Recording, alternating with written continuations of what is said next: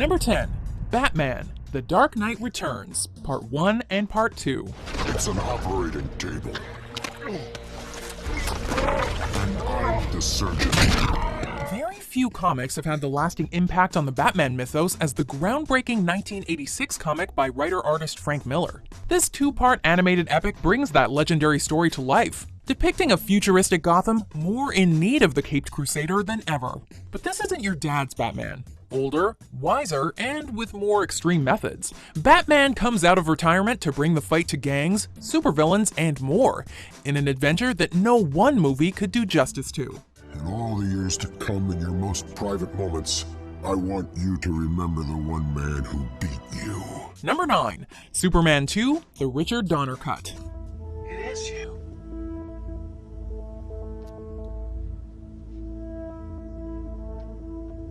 I guess I've known this for the longest time.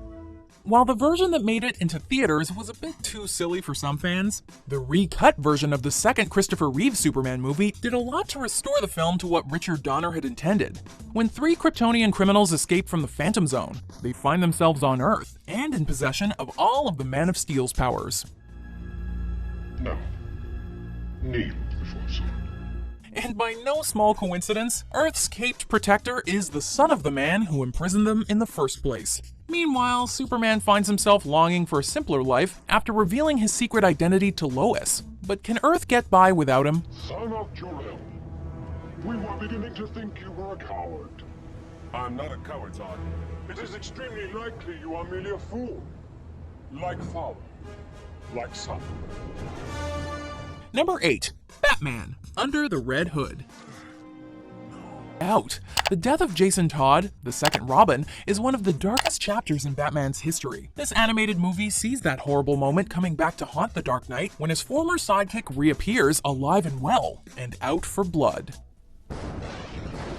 Now suited up as the vigilante Red Hood, Jason is determined to clean up Gotham for good, even if it means taking human lives. Based on a story ripped straight from the Batman comics, this movie pulls no punches when it comes to shaking Batman's world to its core, and putting the Caped Crusader's moral compass to the ultimate test.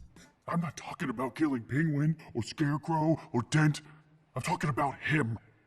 Just him. And doing it because he took me away from you. Number 7. Watchmen. Unforgettable. Too.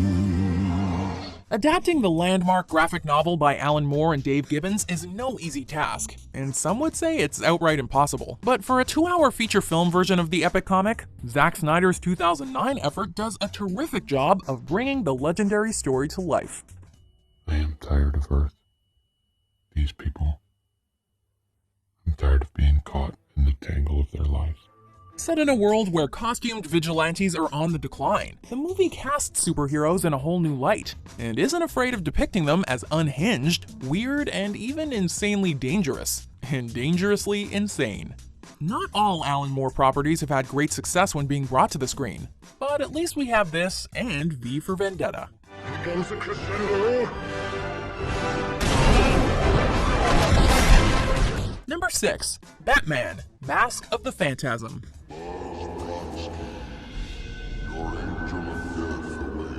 Spinning. The film tells the story of Batman's early days as a crime fighter, while simultaneously showing the Dark Knight facing down a murderous vigilante in present-day Gotham. The film brought new levels of pathos and tragedy to the Batman mythos, presenting a caped crusader who becomes unsure of his mission when faced with the possibility of a different destiny.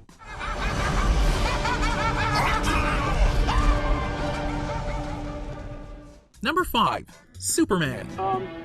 Would you like a glass of wine? No thanks. I never drink when I fly. Viewed by many as the first truly great modern superhero movie, this is the film that brought Superman to the big screen in all his timeless glory, making us really believe a man could fly. Showcasing the Man of Steel's origin and his first battle with Lex Luthor, the film practically glows with grandeur and optimism, painting the legendary hero as the champion of truth and justice we always knew he could be. Yeah, we know, the costume and effects are a bit on the dated side, but don't let the film's age deter you from going back to see where the comic book movie got its first big break.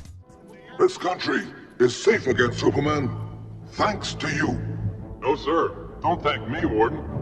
We're all part of the same team. Number 4.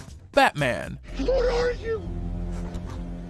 I'm Batman. Before Christopher Nolan, before the MCU, and definitely before the DCEU, one movie defined comic book films for a whole generation. Starring Michael Keaton as the Dark Knight and Jack Nicholson as the Joker, this movie by director Tim Burton took the box office by storm and brought comic books to life as very few films had before. Tell me something, my friend.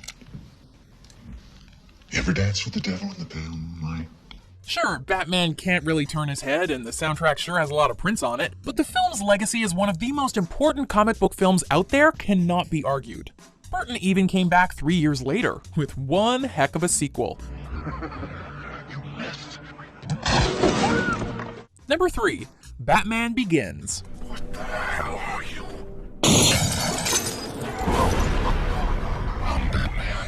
Bringing the Batman franchise into the modern era, this grim and gritty reboot of the mythos eschewed the bright colors, campy antics, and bat nipples of the earlier Joel Schumacher films. Instead, we got a dark and dramatic action-adventure that much prefers keeping things grounded in reality to the larger-than-life fantasy of previous entries. Retelling Batman's origin and depicting his training.